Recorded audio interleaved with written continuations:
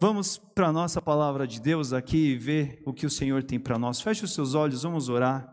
Deus, Ele tem os seus assuntos conosco e nós não devemos perder nada. Ore comigo.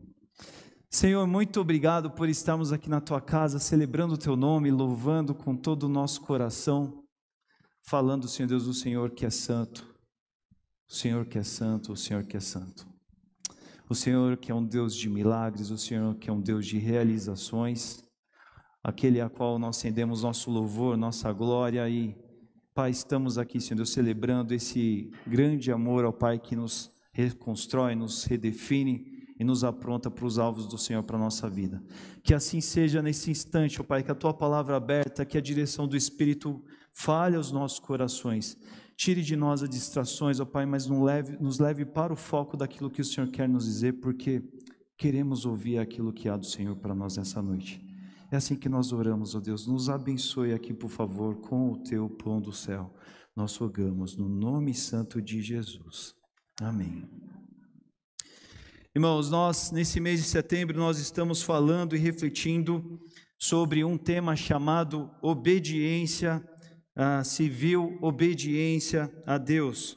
Nós estamos transitando em torno desse assunto com o objetivo de aproveitar aquilo que Deus tem para as nossas vidas. Sabemos que Deus nos chama a viver uma vida de obediência. Essa vida de obediência também implica em papéis, em responsabilidades no mundo no qual estamos inseridos.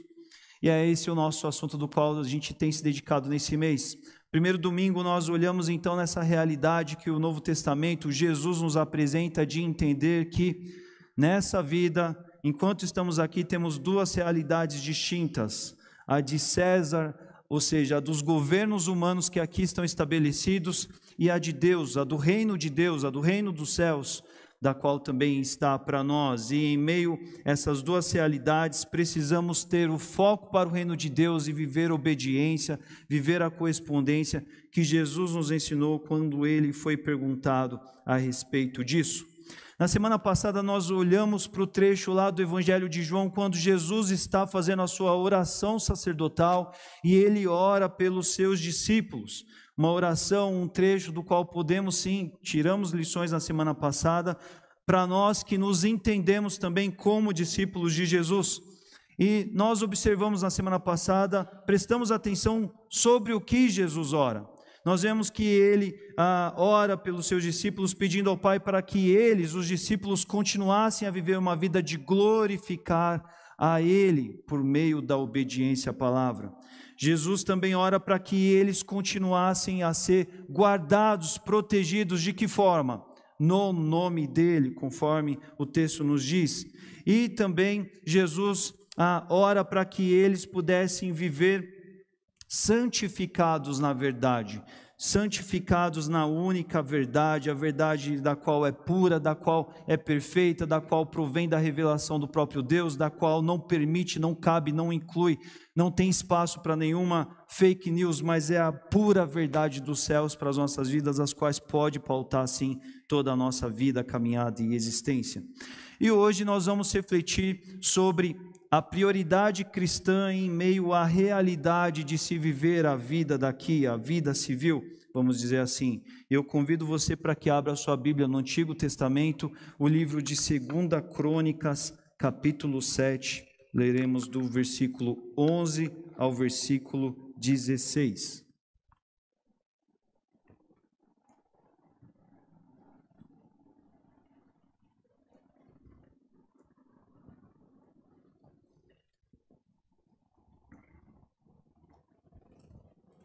Segunda Crônicas, capítulo 7, versículos de 11 a 16. Esse trecho inclui um versículo bem conhecido da palavra de Deus e nós olharemos para ele à medida em que a gente olhe também os demais que fazem parte aqui do recorte. Leio aqui na Nova Versão Internacional que diz, o título do trecho é O Senhor aparece a Salomão, e o Senhor aqui aparece a Salomão depois de que o templo construído, o templo erigido, feito, é dedicado ao Senhor no comecinho do capítulo 7.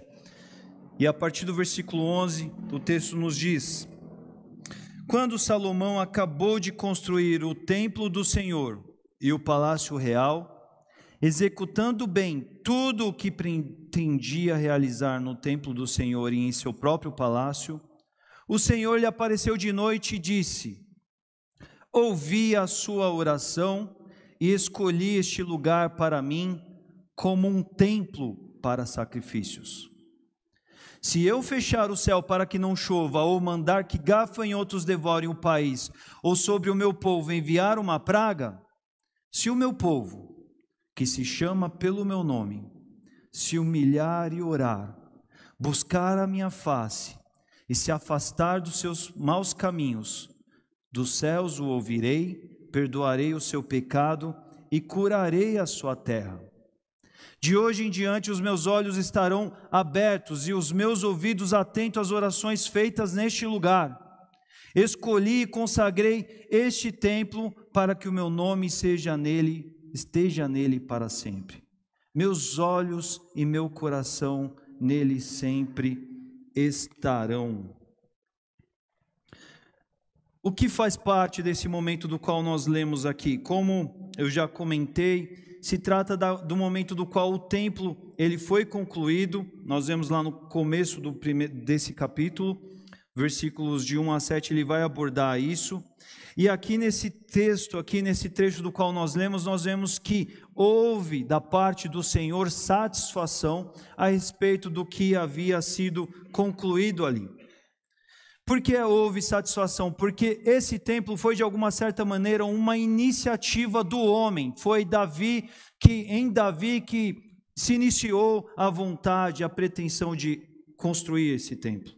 Mas na medida que Davi pretendeu, Deus abençoou esse projeto, Deus estabeleceu condições e caminhos para que fosse feito. E assim a gente acompanha o momento do qual Salomão, filho de Davi, conforme o comando de Deus, o pedido de Deus, ele conclui esse projeto aqui. E aqui nós precisamos entender esse texto no momento do qual ele está no Antigo Testamento, o que ele significa. Aqui quando nós olhamos para esse texto, isso é Antigo Testamento, ou seja, nós temos a realidade de Deus com o seu povo ligado a Israel, uma realidade do qual o povo de Deus é a nação de Deus, um povo do qual o Estado ele é totalmente permeado, entremeado a dita religião, vamos dizer assim.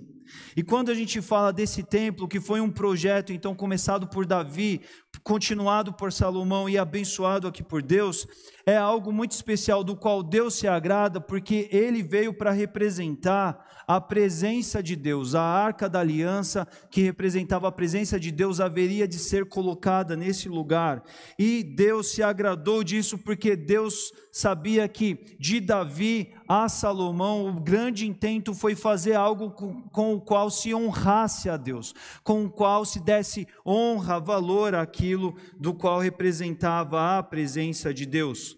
E esse templo ele é muito simbólico, ele é muito profundo, porque ele representa o quê? O meio do acesso do povo ao Senhor. Era nesse templo que haveria de se acontecer o quê? Os sacrifícios dos quais haveria-se a expiação pela culpa. É no templo do qual haveria o sacerdócio, do qual haveria a busca por Deus. E é por meio também desse local que haveria o caminho para a intervenção divina na realidade da nação, conforme nós lemos aqui. Nação e religião, tudo muito permeado, entremeado ali para essa realidade de uma nação teocrática, da qual Deus ele era a grande referência. Isso conforme o texto que nós olhamos aqui, mas hoje nós estamos na nova aliança, nós estamos no Novo Testamento. E muitas mudanças aconteceram. Se antes a gente tinha essa realidade do Antigo Testamento que era voltado só para um Estado nacional, Israel, no Novo Testamento isso muda e vai se elevar para quê? Para todo aquele que nele crê e que agora passa a viver essa nova realidade de reino de Deus quando ele entra no reino de Deus por meio da salvação em Jesus Cristo. Se lá no Antigo Testamento havia a questão da presença de Deus simbolizada e representada naquele local, agora no Novo Testamento a presença de Deus se dá por meio do quê? Por meio da presença do Espírito Santo que vem habitar naquele que assumiu um novo compromisso, uma nova caminhada com Cristo. E se esse acesso só acontecia na realidade do templo, lá no Antigo Testamento, por meio do sacerdócio estipulado por Deus, agora no Novo Testamento, Jesus é o sacerdote e agora nós temos o acesso direto a Deus, na medida em que o véu do templo foi rompido quando Jesus consumou a sua obra no Calvário.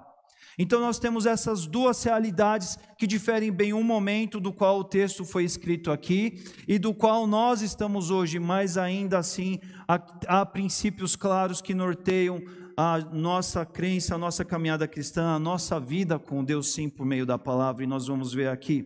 Primeiro ponto que nós podemos observar aqui nesse texto aqui, essa realidade de Deus que está satisfeito com tudo que foi concluído, e na medida que Ele está satisfeito, Deus ele vai elevando a história, Deus vai estabelecendo novos passos dessa caminhada com Salomão, conforme o que nós vemos aqui, porque na medida em que se há um intento, na medida em que se há uma busca de obedecer a Deus, fazer a vontade de Deus do jeito que Deus queria que fosse feito, quando tudo isso é preenchido por um lado, Deus ele vem pela sua própria iniciativa, ele vem aparecer a Salomão e dizer que ele ouviu a oração e ele escolheu sim aquele lugar para que ali fosse um lugar para sacrifícios, porque não adiantaria nada Davi sonhar com isso e Salomão construir, se Deus não estivesse ali dando o seu ok, o seu sim, para aceitar aquele lugar como lugar de encontro, como um lugar de se sacrificar a Ele. Então vemos que Deus aqui corresponde a corações que quiseram obedecer e viver o sonho, o projeto de honrar e agradar a Deus, e tudo isso foi feito buscando exatamente esses caminhos. Deus ele se agrada e ele corresponde a esse intento. Mas nós vemos que Deus, na medida em que ele sim se mostra satisfeito, ele também já vem para Salomão estabelecendo aqui algumas falas de instruções, de advertência, encaminhando, orientando, ajudando Salomão. E ele vai dizer aqui, de uma forma condicional, se eu fechar o céu para que não chova, mandar que os gafanhotos devorem o país, ou enviar uma praga, não é?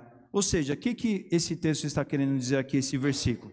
Está querendo dizer de uma situação muito severa, muito dura.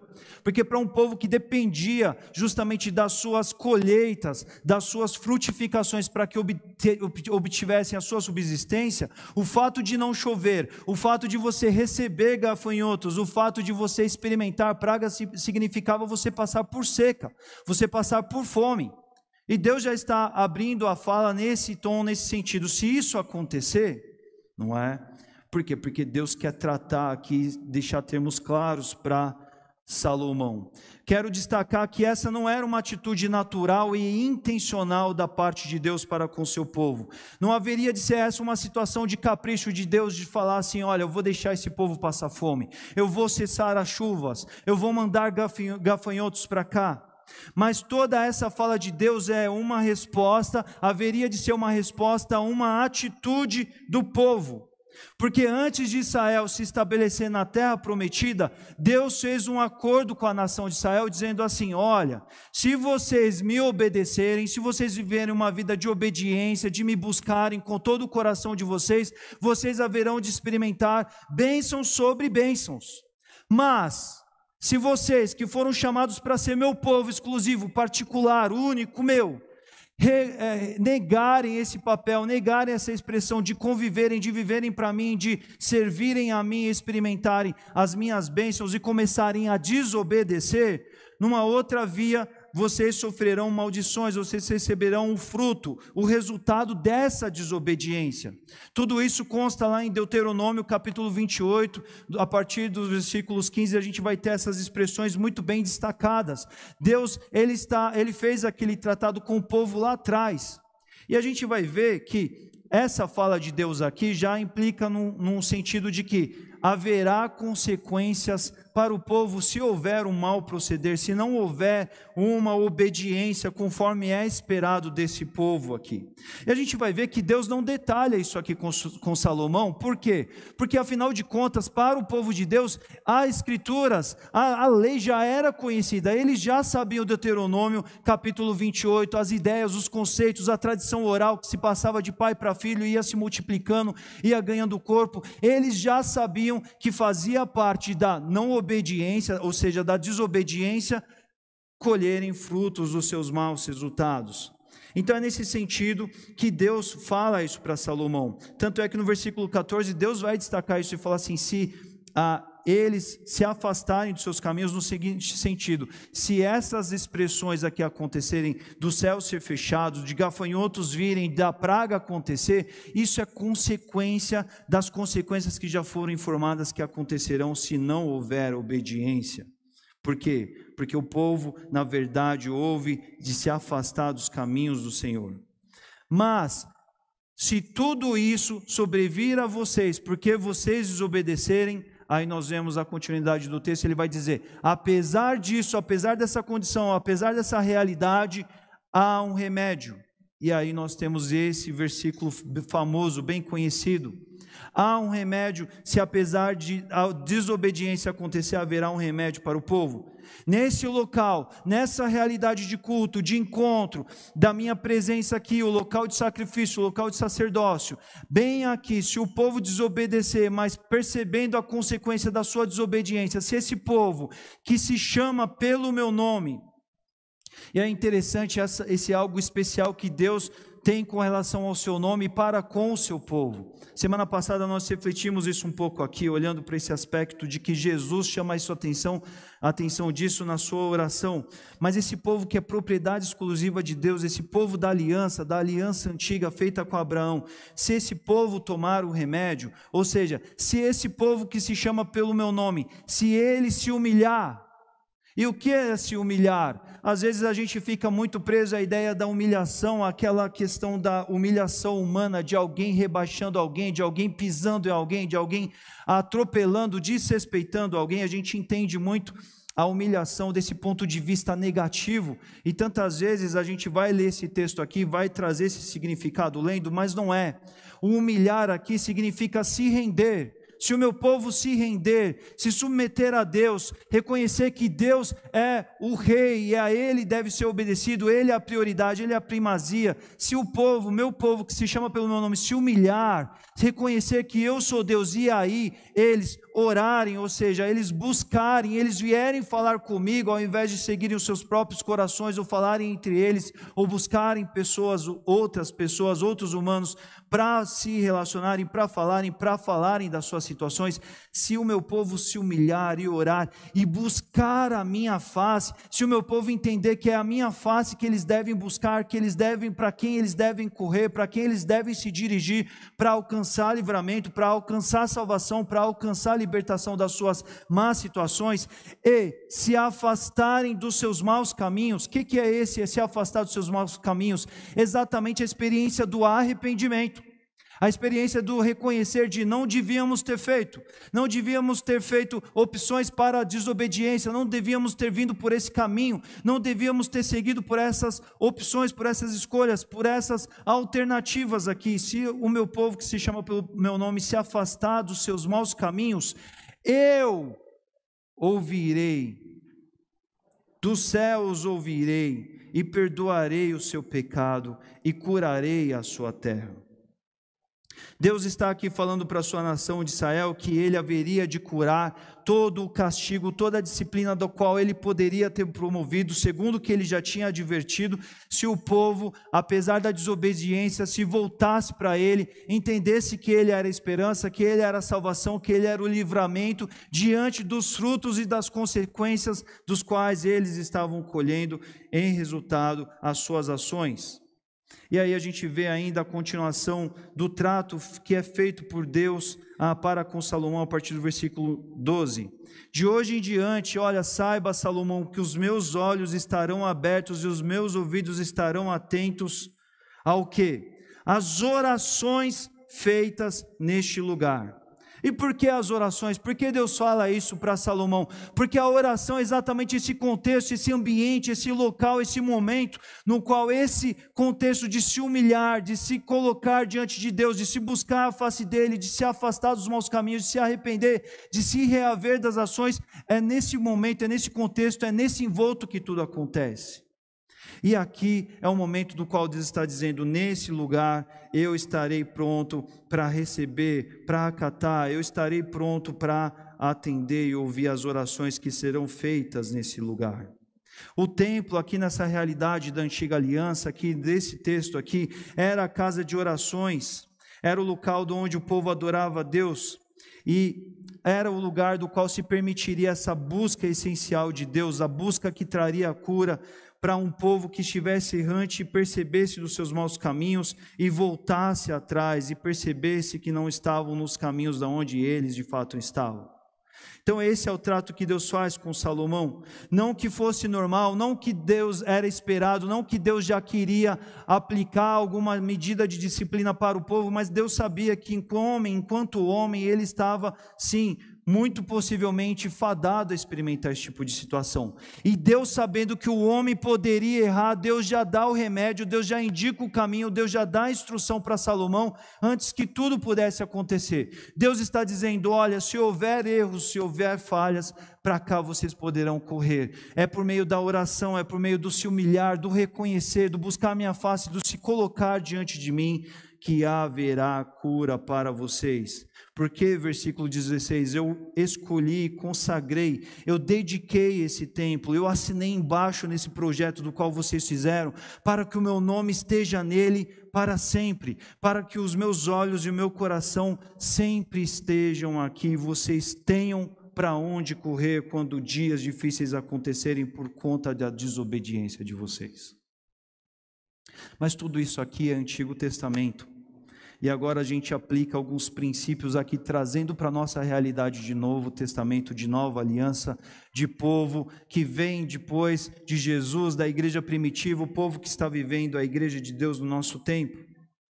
A primeira aplicação que a gente aproveita aqui, Deus que é esse Deus do povo, do meu povo que se chama pelo meu nome, Israel, a nação de Israel, isso se dizia a respeito a uma nação, mas agora tudo se faz diferente. Se antigamente era uma nação que era um povo exclusivo e que adorava no templo, que buscava a presença de Deus dentro de um contexto nacional no templo, nesse templo que é consagrado, agora no Novo Testamento nós temos o reino de Deus que é feito e estabelecido no nome de Jesus Cristo. O nome no qual nós somos guardados, protegidos, mediante a unidade do corpo de Cristo, como nós vimos na semana passada, a igreja. Porque é na realidade do corpo, é por meio do nome de Jesus, que a nossa adoração individual agora pode acontecer, porque nós somos o templo. Nós podemos nos voltar para Deus, o local agora que pode ser o local do qual está consagrado a Deus para a busca, para o se colocar diante dEle, para a adoração, mas para o colocar-se de orações também, que antes era um local físico, antes era um prédio, era um estabelecimento, uma construção erigida por homens, agora tem a ver com a obra da qual Jesus fez e estabeleceu sobre as nossas vidas. E nós podemos experimentar isso do ponto de vista individual, enquanto crentes que somos, ou podemos experimentar isso ainda no coletivo, enquanto igreja que nos reunimos para buscar, para adorar, para celebrar, para se voltar para esse nosso Senhor. Mas tudo que é feito por meio do nome de Jesus. E se esse povo de Deus, que agora está no reino de Deus, se esse povo, uma outra aplicação, se ele errar, se ele falhar, se ele desobedecer, se ele se desviar, se ele se distanciar, ele também padecerá consequências do seu distanciamento de Deus. Porque isso é algo, irmãos, que nós precisamos entender na realidade da história de Deus para com o homem. Existe um conceito muito antigo, na verdade que vem lá dos persas, é um conceito maniqueísta, filosofia maniqueísta, como se o mundo estivesse dividido em duas grandes forças, das quais de um lado você tem a figura de Deus e do outro lado que é a bondade, e do outro lado o mal, como se fosse um jogo de videogame e os dois lados estivessem degladiando-se entre si. Mas não. Nós precisamos entender que, na verdade, Deus, Ele é a pura essência do que é bom. Ele é a bondade em pessoa. Isso é um atributo particular dEle. Ele é bom. E a grande situação é que, se eu estou junto, perto, aproximado, rendido daquele que é a bondade, eu estou vivendo o contato profundo com aquele que é bom. Mas na medida em que eu começo a desobedecer, cada passo que eu desobedeço, eu dou um passo contrário na direção de Deus. Ao invés de me aproximar dele, eu vou dando passos de desobediência, eu vou me afastando. E o mal é a pura consequência de se desviar de Deus, de desobedecer a Deus. Essa é a importância da qual o povo de Deus precisa entender, que é tão grande ligada à obediência ao Senhor. Ela é tão séria assim. Porque quando nós dizemos, quando nós buscamos, quando nós obedecemos a Deus, nós estamos dizendo: o Senhor é de fato o meu Deus, o meu Rei. Tu és o Senhor da minha vida, a Ti eu obedeço. Eu estou aqui em submissão ao Senhor. Eu estou aqui em submissão à bondade. Eu quero a bondade na minha vida. Eu dou passos de obediência que me aproximam daquele que é bom.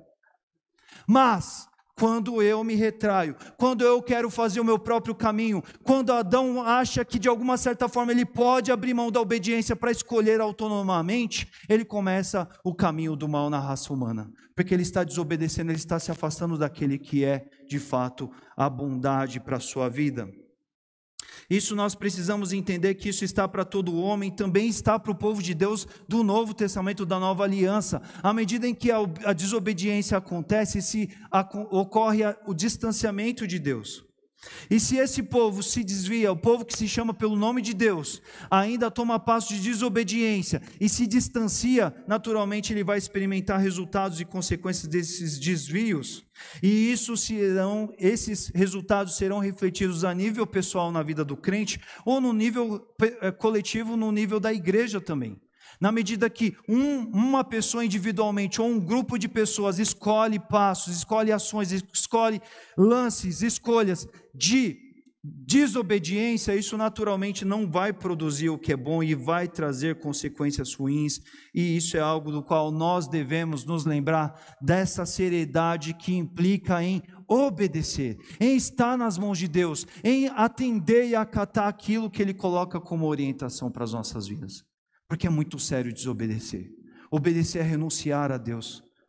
Desobedecer é se afastar de Deus. Desobedecer é negar o senhorio do Senhor nas nossas vidas. Mas ainda que isso aconteça, nós ainda podemos aplicar assim, entender, lembrar que há um remédio dado por Deus, do qual nós podemos olhar um texto do Antigo Testamento e entender que é o mesmo Deus presente, é o mesmo Deus que ama, e por meio ainda de Jesus Cristo fez uma obra completa que nos permitisse agora ter um acesso direto a Ele. E esse remédio é uma boa notícia que está para nós hoje, e nós podemos claramente trazer esse texto para nós também. Se o meu povo, o povo do Novo Testamento, o povo da Nova Aliança, o povo remido em Cristo, assumir passos, assumir atitudes, assumir erros que vão trazer más consequências, existe remédio. Se o povo do Senhor se humilhar, se render, se submeter a Deus, reconhecer que Ele é a primazia, reconhecer que Ele deve ser buscado, reconhecer que Ele deve ser adorado, reconhecer que Ele deve ser honrado, Ele deve ser a figura principal das nossas vidas. Se esse povo orar, buscar a Deus, entender que Ele é o nome a ser lembrado, Ele é o nome a ser intercedido, Ele é a esperança, Ele é a visibilidade, Ele é o norte, o horizonte. Se esse povo buscar a face de Deus, entender que agora por meio de Cristo nós temos esse acesso, a oração acontece aqui, é no templo que está aqui presente, eu posso buscar ao Senhor, eu posso buscar essa face, eu posso entrar no secreto e me encontrar com Ele, eu não preciso de um sacerdócio, eu não preciso de um intermediário, mas eu tenho acesso por meio de Jesus Cristo. E se esse povo se afastar dos seus caminhos, haverá igualmente resposta do Senhor. Dos céus o Senhor ouvirá, o Senhor nos ouve por meio de Jesus Cristo. Dos céus o Senhor perdoa os pecados, do céu o Senhor traz cura para os erros, para as consequências, para os distanciamentos de Deus, curas para os erros, curas pautadas em momentos em que o arrependimento é experimentado e novos rumos, novas direções são estabelecidas. Do céu o Senhor ouve, perdoa e cura e abençoa. É importante, então, nós entendemos que é o mesmo contexto do qual nós vemos aqui no Antigo, isso está para as nossas vidas, os nossos dias, porque é o mesmo Deus.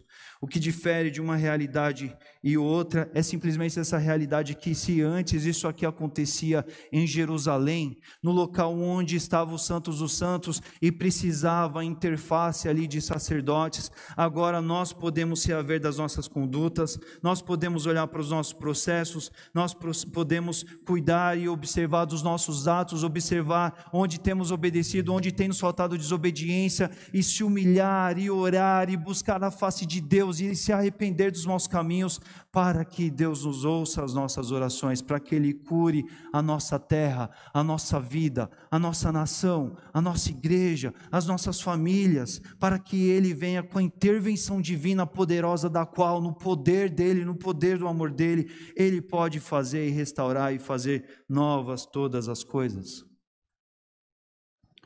E agora, irmãos, partindo para uma conclusão, talvez vocês olhem para mim e me perguntem, mas pastor, o que tudo isso tem a ver com este assunto, com este tema do mês, do qual a gente tem se dedicado a pensar a obediência a Deus, pautado em obediência civil, um pouco das expressões e desse momento do qual nós temos pensado, olhado, se embasado para viver a respeito desse momento político na nossa nação e tudo mais.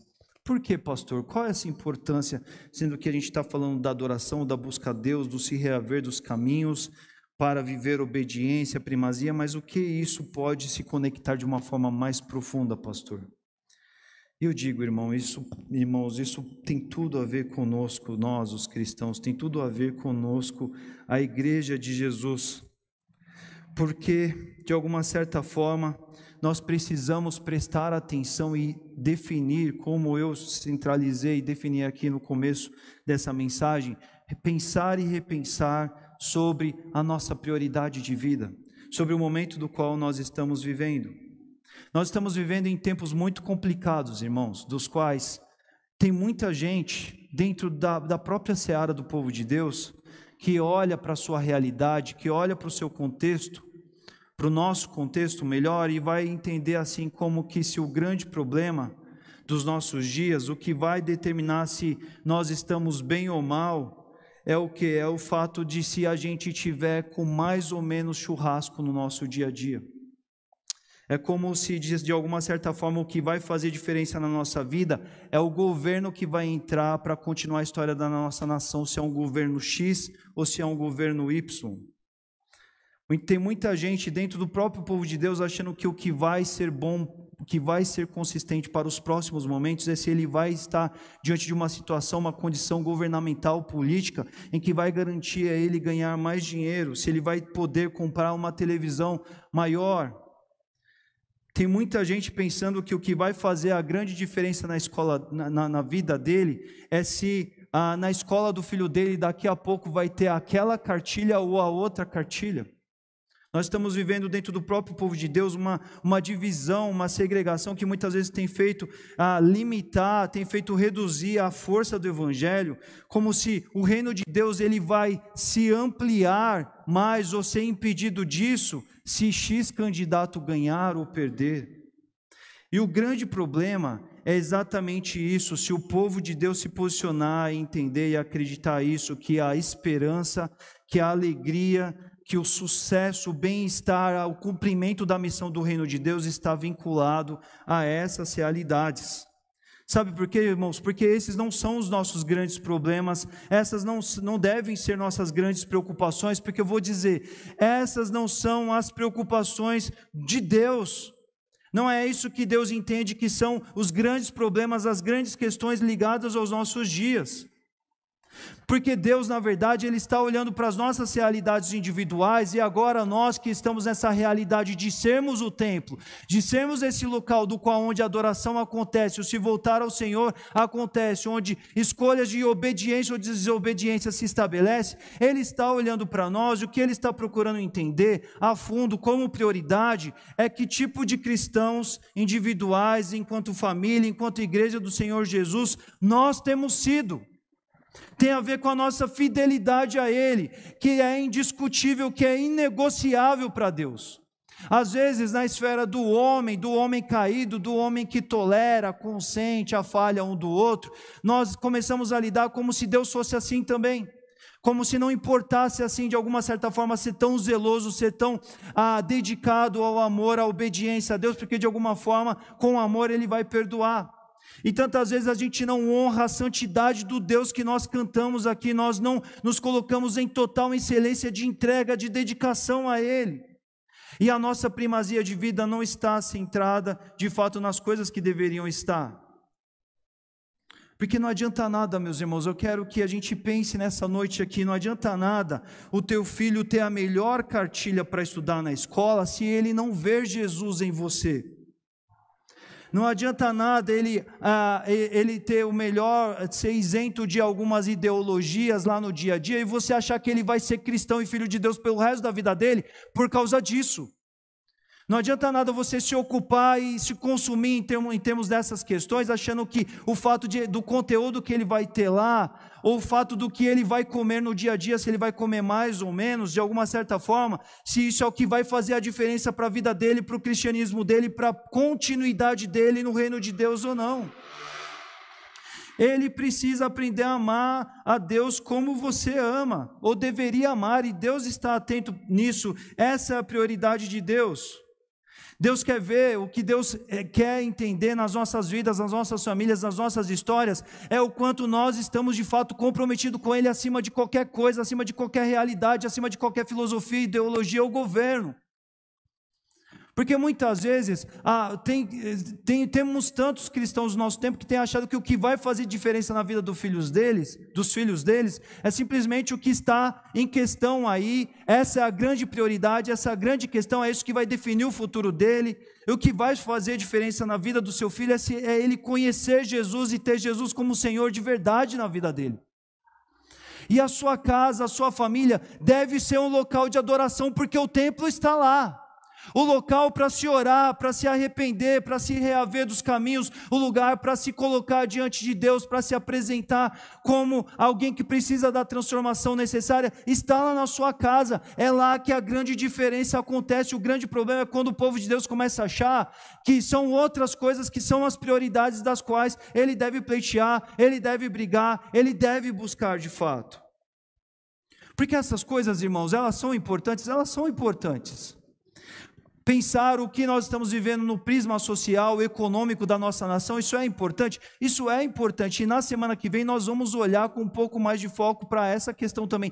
Isso é importante, mas isso não é a prioridade, porque o que nós devemos refletir aqui hoje é pensar assim: olha, Deus, Ele construiu a sua história com o seu povo, com a sua igreja, não é porque sempre houveram governos favoráveis abrindo caminho, não é porque sempre houve oportunidades, gente que deu mãozinha para Deus para que tudo superasse. Mas estudiosos falam que a igreja efervesceu quando o sangue de crentes fiéis foram derramados em nome do Senhor Jesus. Mesmo nos tempos mais difíceis, mais severos do cristianismo. Mas foram pessoas que entenderam que Deus era a única importância para a vida deles, eles não abriram mão, eles não negociaram ao Senhor. Mas a grande dificuldade é quando o povo do nosso tempo começa a achar que é algum candidato da sua simpatia maior ou melhor que vai fazer a diferença no aspecto geral da sua vida. Quando não é. Achar que aquilo que você desfruta no dia a dia, aquilo que você tem acesso, o quanto você aproveita dessa vida, é isso que de alguma forma vai abençoar e fazer realizar os planos do Senhor da sua vida, e não é. Essas coisas, elas são importantes e Deus colocou nas nossas vidas, mas elas são secundárias, e o grande problema é quando o povo de Deus não ora, não busca, não se arrepende dos seus maus caminhos e começa a achar que é no campo político-social que a nossa solução, a nossa esperança está. Simples assim. São pessoas que às vezes assim, puxa, você experimenta o culto doméstico na sua casa? Você ora com seus filhos? Porque não adianta nada o seu filho ter a melhor cartilha na escola, sendo que em casa ele tem a televisão liberada para assistir qualquer coisa em qualquer momento. Sendo que ele pode ter um celular na mão e acessar toda a sorte de conteúdos o tempo todo aqui, que não tem nada a ver, que não vão construir, que não vão edificar a vida dele. Ele vai estar suscetível à destruição da mesma forma que qualquer outro tipo de conteúdo escolar estaria expondo aí. Isso mostra para a gente onde a nossa centralidade deve estar. Porque quando nós olhamos a realidade da Bíblia, do Novo Testamento, nós vamos ver momentos, Paulo ele escreve a irmãos que estavam lá em Roma, vivendo todo tipo de imoralidade, todo tipo de deturpação do nível mais pesado possível. E dali houveram crentes que puderam semear e levar adiante a semente da palavra de Deus, o cristianismo para frente, não porque eles tiveram facilidades, favorecimentos ou correntes que ajudaram a eles, não porque o prisma social e econômico de alguma forma viabilizou a obra de Deus na terra, mas porque houve gente fiel ao Senhor. Não adianta a gente entrar num campo de resenha, de discussões, de achar que devemos discutir coisas menores como se fossem maiores, se a gente negar aquilo que é de mais importante nas nossas vidas. Mais do que nunca, Deus nos chama para viver fidelidade. Mais do que nunca, Deus, o que vai fazer diferença na história do Brasil, na história da nação brasileira, é o povo de Deus comprometido com Deus, não comprometido com mais nenhuma outra coisa.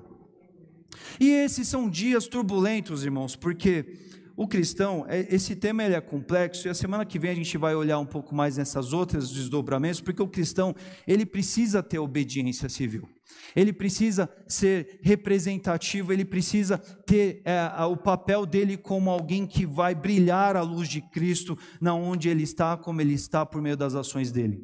Mas o grande problema é crentes não se comprometerem com o Senhor, em viver fidelidade, em viver obediência, e acharem que são outras coisas desse mundo, dessa terra, do reino dos homens, que vão fazer o advento do reino de Deus na história da vida dele, da família dele e do futuro das demais pessoas e nações que vierem, das novas gerações que vierem. E nós precisamos pensar e refletir isso nessa noite, a seriedade disso, porque às vezes o povo de Deus está muito seduzido com coisas que não deveria estar. É por isso que no começo do mês nós chegamos aqui e convocamos para a igreja, dizer assim: igreja, vamos orar, porque é na oração que nós vamos romper e alcançar a diferença no mundo, é sendo fiéis ao Senhor, é entendendo que na oração, na súplica, alcançamos intervenção do céu, porque é o que a palavra nos disse aqui. Não é na busca de nomes, não é na busca de lados, não é na busca de partidos, não é na busca de correntes, tudo isso dentro da liberdade individual da qual nós temos, orando, buscando a direção de Deus, Deus nos abrirá caminho também. Mas o grande problema é quando a gente começa a militar o que não deveríamos militar e deixamos de militar aquilo que deveríamos militar. Devemos militar o reino dos céus, devemos militar a fidelidade de Deus, devemos entender que a cura daquilo que envolve a minha vida e na onde eu estou, acontece por meio da fidelidade ao Senhor, acontece por meio do se agarrar ao Senhor, e tudo isso acontece no ambiente de humilhação, no ambiente de falar assim: Deus, nada nem ninguém mais, como nós cantamos aqui, Deus, eu só tenho a Ti e ninguém mais, se não for o Senhor por nós, o que será de nós? Precisamos do Senhor, me humilho, Senhor, entendo que nada, nem ninguém, nem grupo de pessoas, nem nada deste mundo pode representar a salvação para a minha vida, senão o Senhor, senão o Teu governo, senão aquilo que o Senhor faz, senão aquilo que o Senhor tem a nos acrescentar e representar para nós enquanto esperança. E por que enquanto igreja a gente entende a importância dessa oração, irmãos? Porque hoje nós nos reunimos aqui enquanto coletivo para adorar e buscar o Senhor juntos, mas você é o templo. O que Deus disse para Salomão aqui agora não está restrito ao nosso CEP, não está restrito à igreja que você congrega, está restrito ao quê? Ao teu compromisso, à tua fidelidade com Deus. Sobre o governo de Deus, esteja você aqui no nosso endereço aqui agora, seja no teu dia a dia lá na tua casa, junto da tua família, seja nos contextos dos quais Deus tem te plantado para que você seja um marco, um significado, uma indicação da diferença que Ele faz quando Ele está na vida, e ali por meio da oração, por meio do se humilhar, por meio do buscar a face do Senhor, por meio do se arrepender de maus caminhos para viver novos e bons caminhos, experimentar a intervenção divina que traz cura por meio das nossas vidas. O povo de Deus precisa estar comprometido com isso, precisa entender que Deus é a primeira lembrança, é a primeira esperança, é um nome forte, é onde ele vai orar, e ele precisa orar, orar, orar. Quanto mais ele ora, mais ele precisa orar.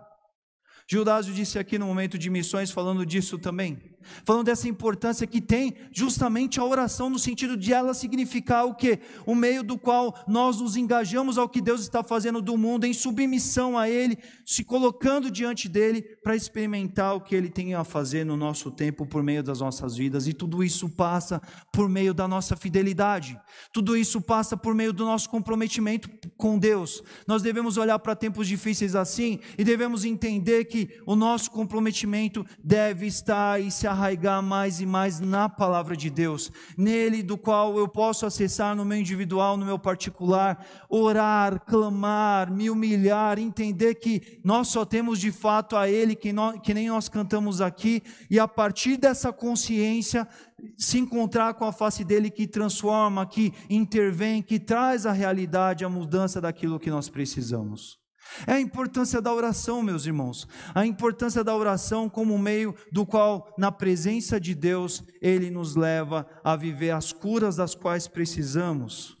Não adianta nada a gente militar causas, questões, nomes, ideias, possibilidades, filosofias, ideologias, achando que elas têm alguma coerência, algum sentido, se a gente faltar com aquilo que é basilar, se a gente faltar com aquilo que de fato faz a diferença. E temos batido nessa tecla porque isso é reino de Deus, isso é a verdade de Deus.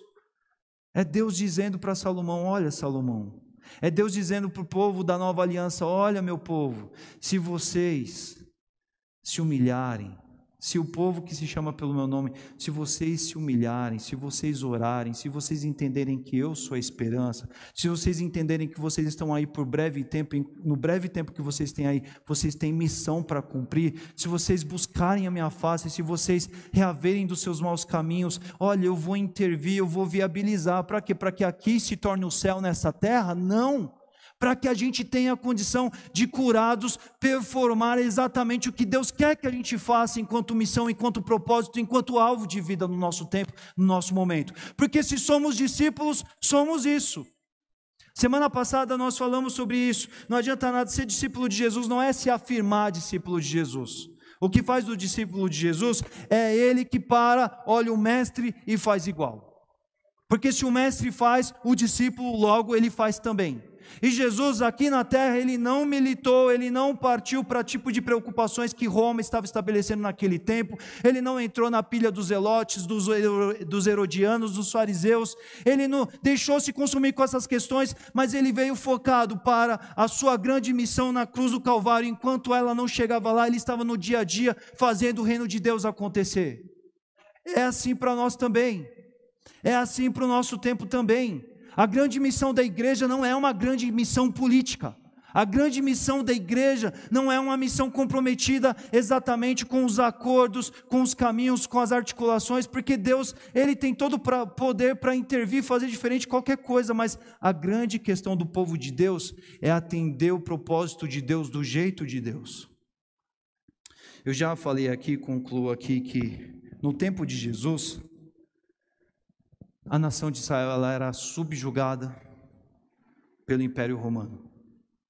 Jesus foi ao Calvário enviado pelo Império Romano e venceu debaixo do governo e da opressão do Império Romano. Anos depois, Jerusalém foi destruída pelo Império Romano. E o Império Romano ruiu e o reino dos céus, o reino de Deus está de pé. Porque a obra de Deus é assim.